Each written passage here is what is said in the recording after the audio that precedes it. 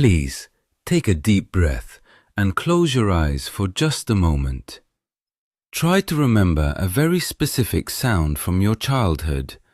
Perhaps it is the heavy, rhythmic ticking of the mechanical clock in your grandmother's living room.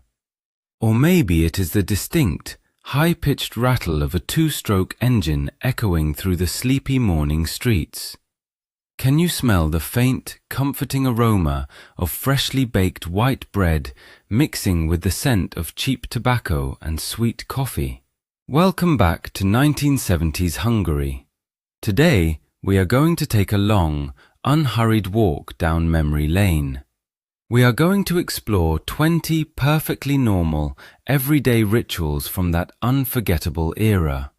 Things that were simply a part of our daily routine back then, but to the youth of today, they would seem absolutely insane. We will talk about how we traveled, how we celebrated, and how we survived the little absurdities of the time. And please, stay with me until the very end, because the final ritual we will talk about is a deeply emotional Sunday tradition that I am certain will bring a warm tear to your eye. Before we dive into our memories, let us take a moment to remember how time itself felt back then. In the 1970s and early 1980s, time did not sprint like a frightened animal. It walked beside us, slowly, at a very deliberate pace. We lived in an era where patience was not just a virtue, it was an absolute necessity of survival. Today, people believe that because we lacked instant internet connections, smartphones, and next-day deliveries, our lives must have been empty or emotionally poor.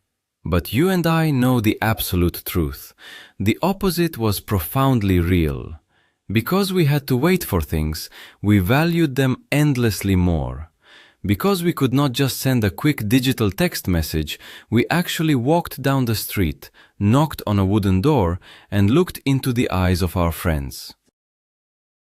Life in the Kadar era was full of strange contradictions and bureaucratic hurdles. Yet within those strict boundaries, we built incredibly warm, tight-knit communities. We found joy in the smallest of victories. Now, let us gently open the heavy doors of the past and look at how we used to live. Let us begin with the ultimate test of human patience, buying a car. Today, a young person can walk into a dealership and drive away in an hour. But in our time, getting a Trabant or a Lada was a life-defining ritual that took years.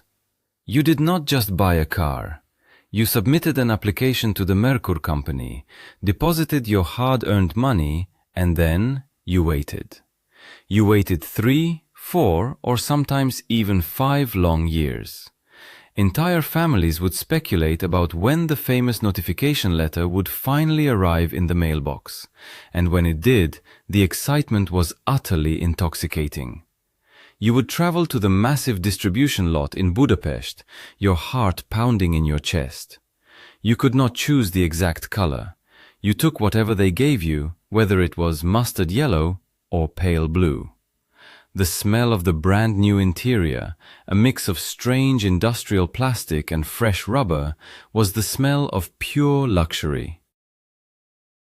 We treated those little cars like royalty, washing them by hand every single weekend because they were precious treasures. Now, let us remember the beautiful, quiet magic of a Monday evening. If you tell a teenager today that there was a designated day of the week with absolutely no television broadcasts, they would look at you as if you had lost your mind. But Monday in 1970s Hungary was a day of mandated media silence. The television screen remained stubbornly dark, showing nothing but a static test card. And looking back, it was a hidden blessing. Without the flickering blue light of the television to distract us, the apartment buildings fell into a cozy, intimate silence. This was the evening when families were forced to actually talk to one another. Fathers would bring out the worn cardboard boxes of board games. Mothers would sit under the warm glow of the reading lamp, turning the crisp pages of a library book. We played cards, we told stories, and we listened to the radio. It was a weekly ritual of forced digital detox, decades before that phrase was even invented, and it kept families beautifully glued together. And speaking of winter rituals, nothing brings back the visceral memories of rural life quite like the traditional pig slaughter or dishno vágás. In the freezing, pitch-black darkness of a January dawn, the whole extended family would gather in the snow-covered yard. The air was so cold it burned your lungs, but the atmosphere was incredibly warm. To survive the freezing temperatures, the adults would pass around a small glass of incredibly strong, homemade plum brandy. It was not just about processing meat for the winter. It was a massive, highly choreographed communal event. Everyone had a specific job. Neighbors helped neighbors. The sharp, smoky smell of scorched hair mixed with the rich aroma of simmering stews and fresh onions. By the time the sun set, there were mountains of fresh sausages, smoked bacon, and rich lard carefully packed away. You went to bed physically exhausted, but your heart was entirely full, knowing your family would eat well for the next 6 months. Let us shift our memories to the heat of the summer and the mythical destination of our youth, Lake Balaton. Vacations back then were deeply different. Many families traveled to the trade union holiday homes known as the SOT resorts. Packing the tiny Trabant for a 2-week trip was an incredible feat of engineering. We stuffed bags under seats, on our laps, and strapped massive suitcases to the tiny roof rack. The journey itself felt like an epic adventure on the bumpy, single-lane roads. Once there, the ritual of the beach unfolded. Do you remember the rough, scratching feeling of the reed mats we lay on? And then, the ultimate culinary joy. Standing in a long line under the blazing sun for a freshly fried lángos. The dough was incredibly greasy, burning your fingers, generously rubbed with raw garlic and sprinkled with salt. That smell, mixing with the scent of sun lotion and the sweet, muddy water of the lake, is the absolute defining fragrance of a genuine Hungarian summer. Let us move into the kitchen and talk about the heavy, imposing glass soda siphons wrapped in thick metal mesh. Today, people buy lightweight plastic bottles of sparkling water and throw them away. But making soda water at home was a serious physical task. You had to take the empty metal gas cartridges down to the local grocery store to exchange them for full ones. They were heavy, clinking against each other in your canvas shopping bag.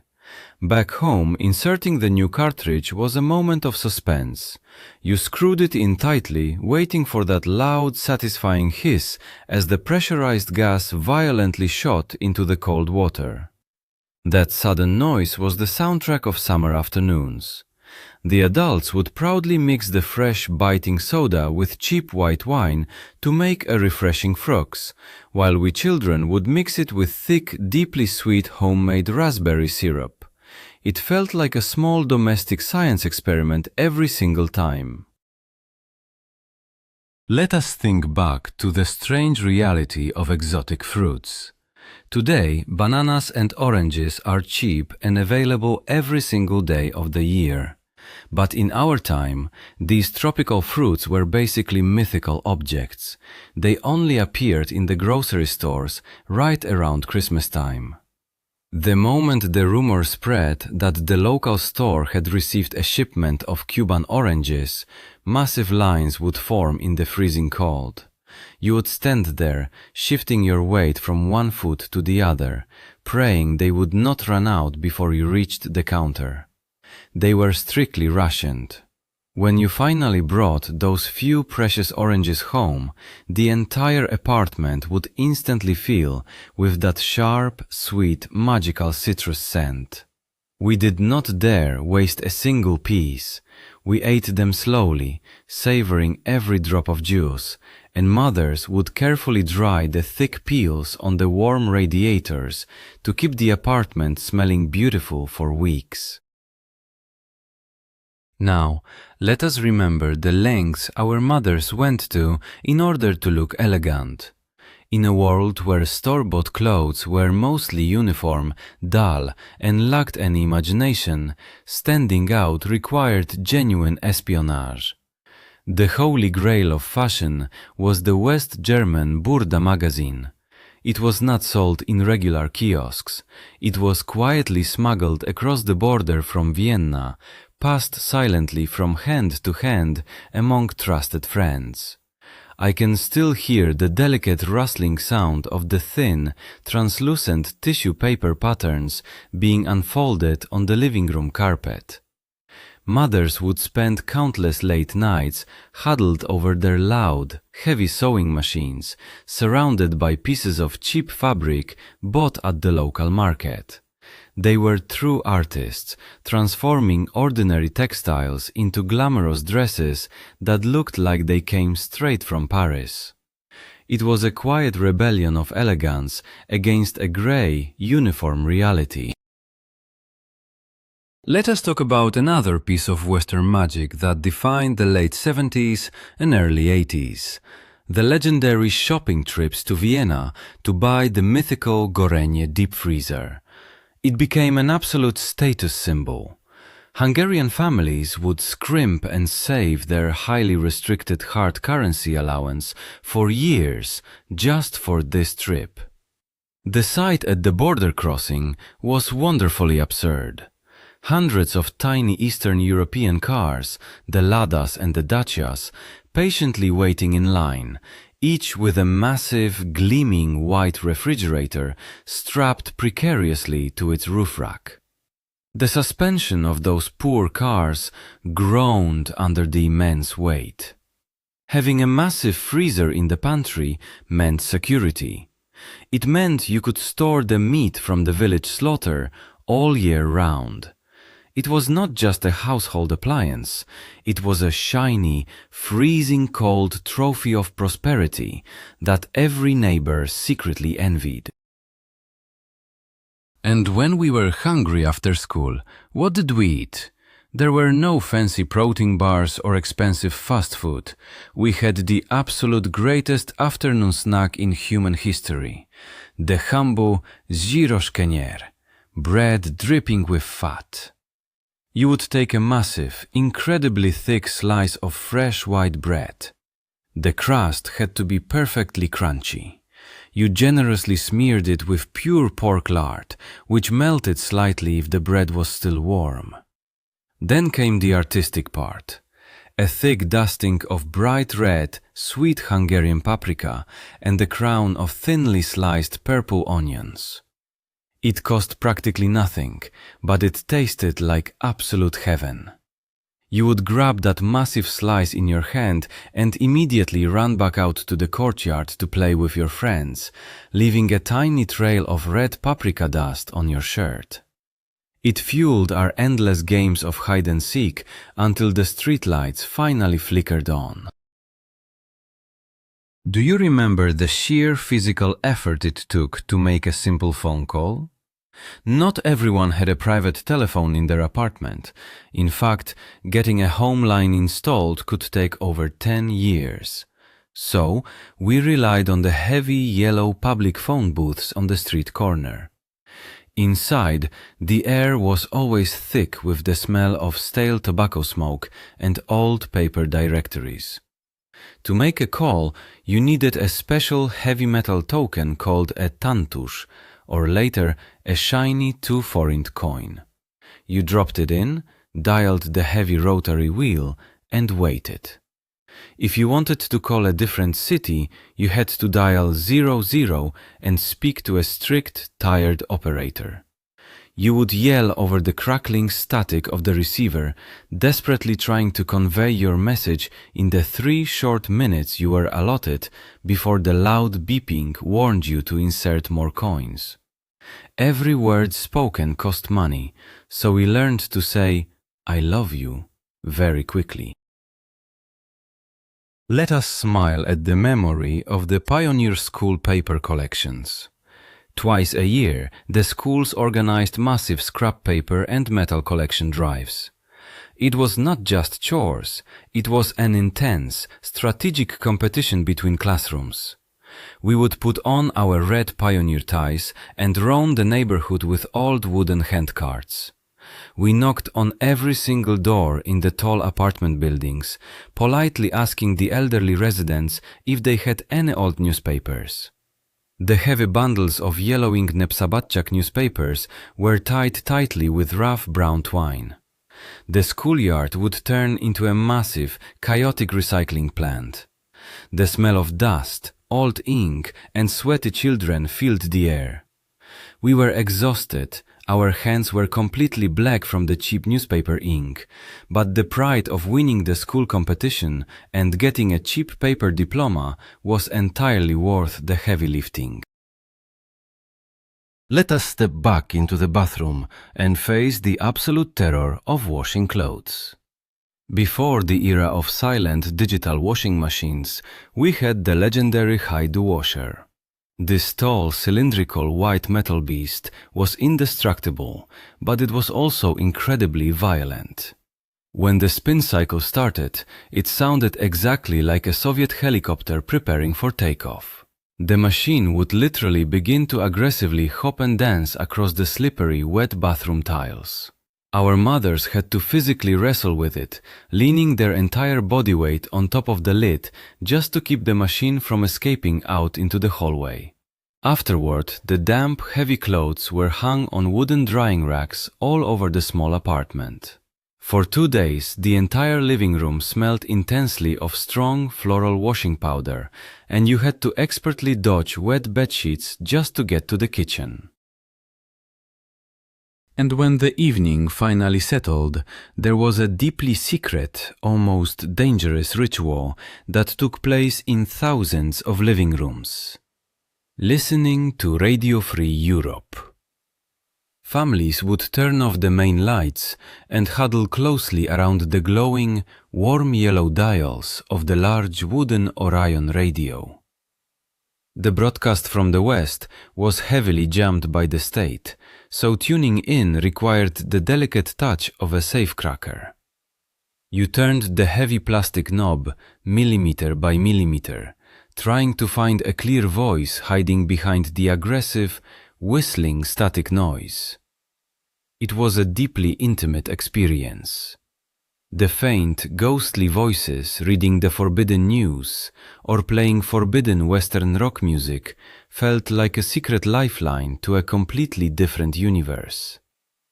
We listened in hushed silence, knowing that our neighbors next door were probably doing the exact same thing in the dark.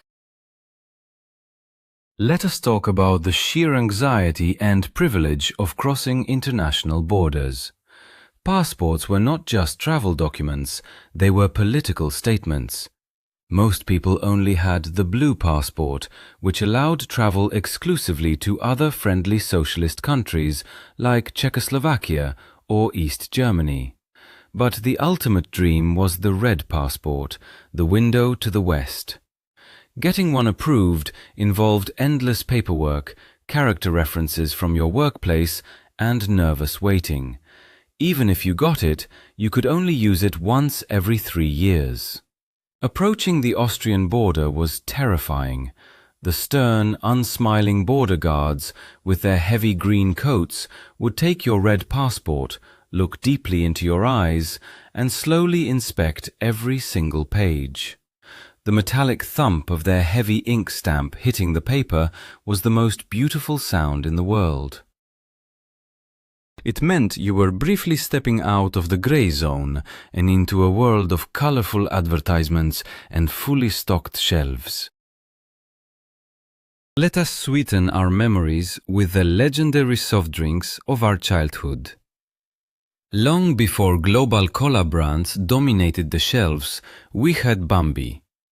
It came in a thick, ribbed glass bottle with a heavy ceramic flip-top lid that made a loud popping sound when you forced it open.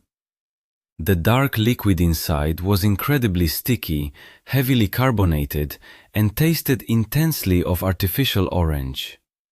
Later, the sleek green bottles of Traubi soda arrived, offering a slightly more sophisticated, fizzy grape flavor.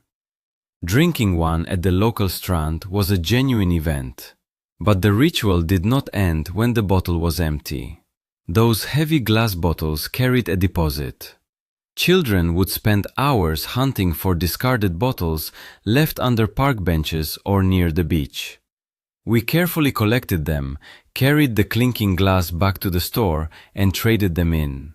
The few shiny coins we received in return went straight toward buying a scoop of vanilla ice cream. Let us remember the exhausting, beautiful obsession of building the weekend house, the telek. In an era where traveling abroad was heavily restricted, having a tiny plot of land near a lake or a forest was the ultimate escape. But you did not hire a construction company, you built it yourself, weekend after weekend, year after year. Groups of friends and extended family members would dedicate their entire summers to helping each other. We mixed heavy grey concrete by hand in massive steel wheelbarrows.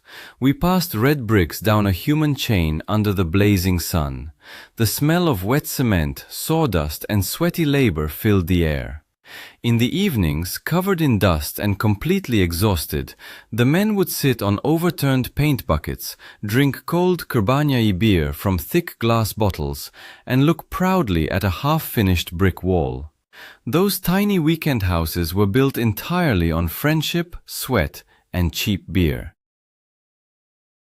Now, let us recall a deeply fragile daily ritual: buying milk.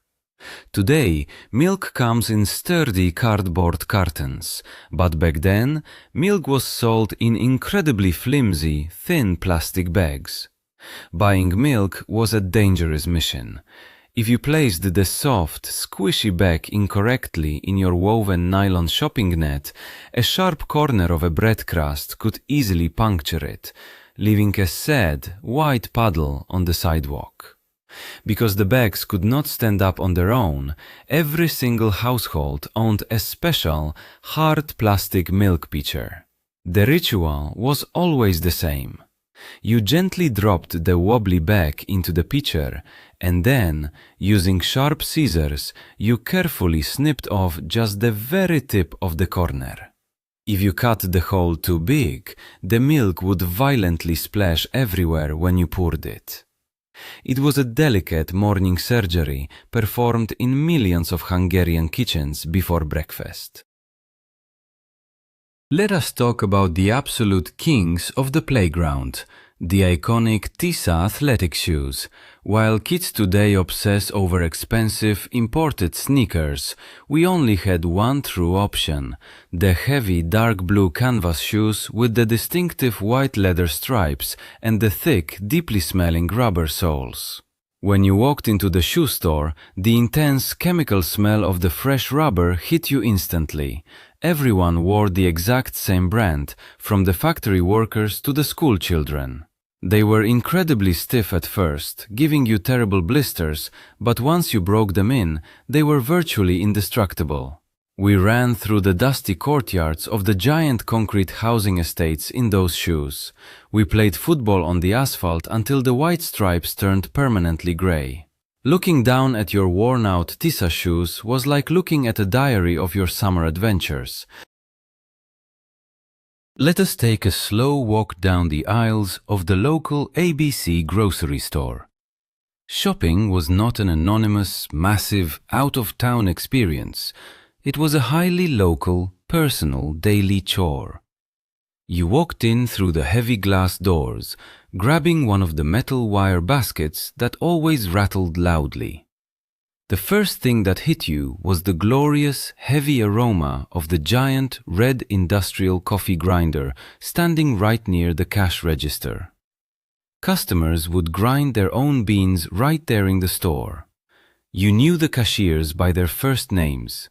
They wore identical light blue nylon smocks and sat behind large, clunky mechanical cash registers. They would punch the heavy metal keys with incredible speed, and the drawer would fly open with a loud, ringing bell. There were no barcodes to scan. The cashier memorized the price of almost every single item.